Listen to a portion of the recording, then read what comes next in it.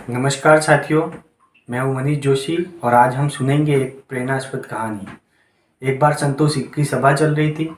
वहां पर किसी ने गंगा जल से भरा हुआ घड़ा लाके रख दिया ताकि संतों की प्यास बुझ सके।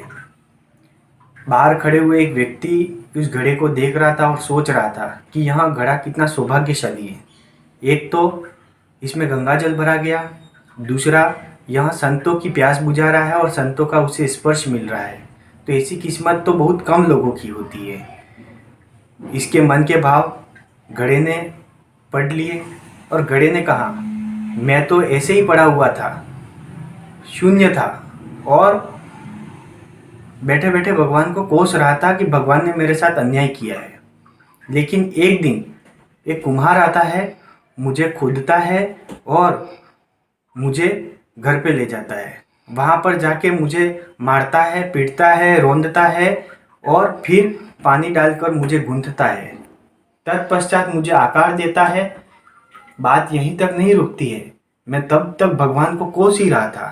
तत्पश्चात मेरे सामने और मुसीबतें आती है, मुझे आग में डाल के पका दिया जाता है। और बात फिर भी यहाँ तक नहीं रुकती है, मुझे गधे पर लाद कर बाजार में भेज दिया जाता है। वहाँ पर लोग मुझे ठोक ठोक के बजाते हैं और मेरा भाव लगाते हैं कि मैं सही हूँ या नहीं हूँ। मैं बैठे बैठे भगवान को कोस ही रहा था कि भगवान ने मेरे साथ अन्याय किया है। क्या मैंने इतना इतना परिश्रम किया, इतना मैंने अत्याचार सहा, तो भी मेरे को लोग ठोक ठोक के बजा रहे हैं कि मैं सही हूँ या नहीं हूँ। तो भगवान ने मेरे साथ अन्याय किया है, मैं यही सोचता रहता था। लेकिन एक दिन एक व्यक्ति आया, उसने मुझे कुछ 20 से 30 रुपये दिए और मुझे खरीद के ले गया। तब जाते हुए भी मैं यही सोच रहा था कि मेरी कीमत क्या मात्र सिर्फ 20 और 30 रुपये है। लेकिन जब मैं गंगाजल भरा गया और मुझे संतों के प्यास बुझाने के उपयोग में लिया गया, तो वास्तव में यहाँ जो परोपकार का कार्य था, यहाँ बहुत कम लोगों को मिलता है। और वास्तव में तब मुझे लगा कि मैंने जो कष्ट सहे, यहाँ भगवान की कृपा थी।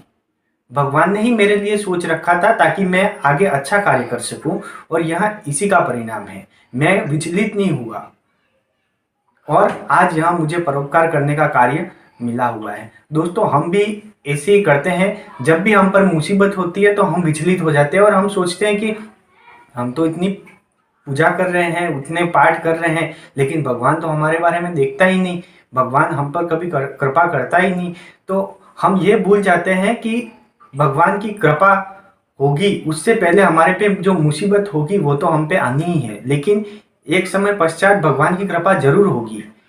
आप ये सोचो, क्या आप किसी अनट्रेन्ड ड्राइवर को अपनी कार ड्राइव कराने के लिए दे सकते हो? नहीं दे सकते हो। तो भगवान आप पर कृपा कैसे बरसाएंगे जब आपके मन में तो उनके प्रति सही भावना ही नहीं है।